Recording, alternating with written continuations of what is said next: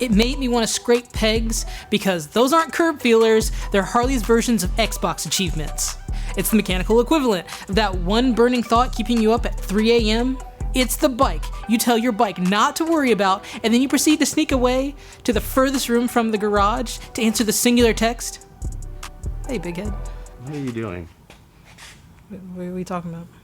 Why are you reading your script like that? I'm just reading my script. That's not how you read. You didn't read your last script like this. But... Are you trying to read this script right here more like Chase? Yeah. Why? You know, I wasn't excited for the bike. I thought it'd make things a little bit easier if I, just try to channel Chase, Figured if I talked like Chase, it might make things a little bit... you came back really excited for the ST. Yeah, I love the ST. It was a great bike. Well, tell them that. And how you felt. Yet you did really good last time, sharing how you felt. It's your perspective. Okay. Fuck out of here with that. You do you. Be yourself.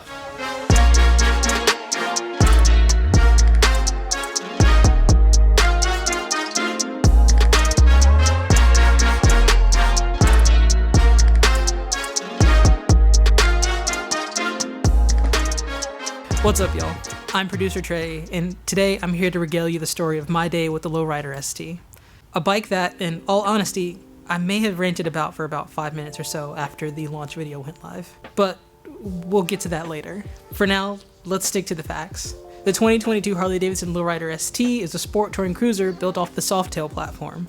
It comes with a 117 Milwaukee 8, 6-speed transmission, asymmetrical hard bags with quick release, mid-controls, and the elephant in the room, a fixed fairing that was inspired by the FXRT Nova project, which may or may not have been the catalyst to that rant I mentioned earlier.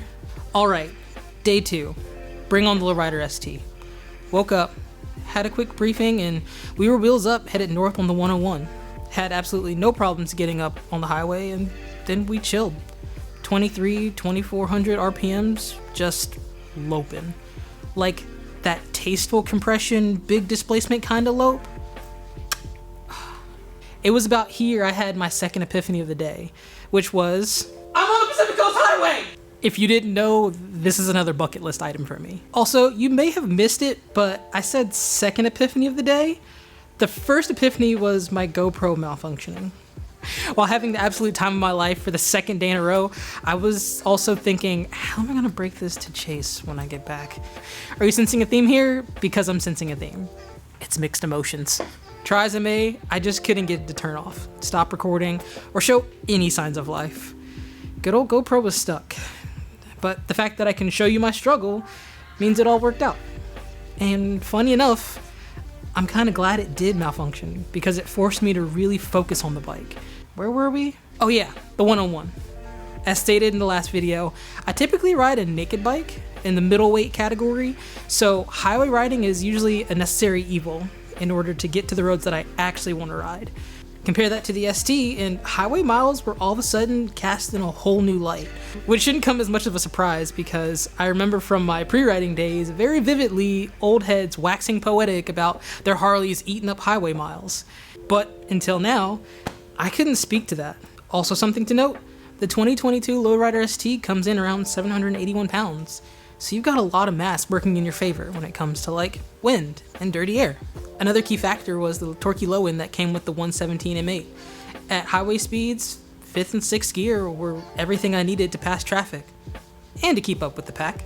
We made our first stop at Gaviota State Park so we could have some time to get off the bikes, stretch our legs, and do some content creator things.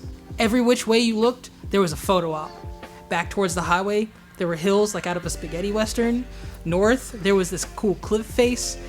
Everyone was heading in their own different directions to grab content or converse about the bike, and what did I do? Take my bike off to the far corner of the parking lot to take some pictures next to this rusty old railroad bridge that ran the length of the beach. No shame either. The art major inside me just loved the juxtaposition of the shiny new bike next to the dark warm texture of the old steel. Also, there were a ton of hard repeating lines that highlighted some of the same design elements in the bike. From there, we rode a little further north, and then we turned inland to cut through this little town called Solvang. Sadly, my GoPro died, so I didn't get a chance to film it, but look it up. All kinds of Tudor architecture, Definitely a destination ride. Respectfully, we made our way through Solvang, then hit another highway where... Not really sure how to say this next part without getting in trouble. Let's just say, on this particular stretch of highway, the back of the pack ran into the unfortunate circumstance of being separated from the front of the pack for long enough that we were presented with the option of playing catch-up. I was moving, y'all. Allegedly. And the ST was stable. Up hills, around bends. Why is everybody checking up? Oh, chips. That could be why. Third epiphany. That was the California Highway Patrol. Dope. Kind of? Eventually, we made it to the second stop at a crossroads for media coverage from the Harley team. This would also be the first time we would get to do a bit of technical riding on the ST. Not my first choice of bike for a twisty road, but hey, let's keep an open mind. Save for a bit of weird spacing in between a few turns, the ST didn't really leave a whole lot on the table. If I wanted to hug a turn, I was there on the line.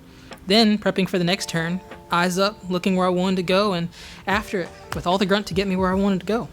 In between runs, we did get a chance to get off the bike and converse with our peers, and I specifically remembered Stacy Wilt from Ride to Food making the comment about how it was odd, the turn-to-turn spacing, so glad that one was not just me. After that, we rode through some more lightly technical roads with much better spacing on our way to lunch, and I felt like it did the ST way more justice. Were we going Mach 2 with our hair on fire? Not exactly, but for hitting a road that we had never ridden before, I felt like we were moving at a pretty decent pace. Leaning over towards a rock face and then leaning back over for the next turn, trying not to look at a hard place, it felt like the moment you finally understand something at its core, like the feeling you get after doing electrical work and then you flip the switch and you don't trip a breaker, or hearing a motor start up after you broke it down and then you reassembled it. It was like mixing paint after years and years of practice and getting the color you wanted first try. How was I not excited about this bike? Well, remember the fairing I mentioned? I said it earlier, but I'll reiterate. The key factor of the ST was a nod to the original from the FXRT and the Nova project. Unlike the FXRT, the Nova project never made it past the concept phase because Harley thought that a liquid-cooled V4 wouldn't sell. Even though I don't completely agree with the decision, I understand it.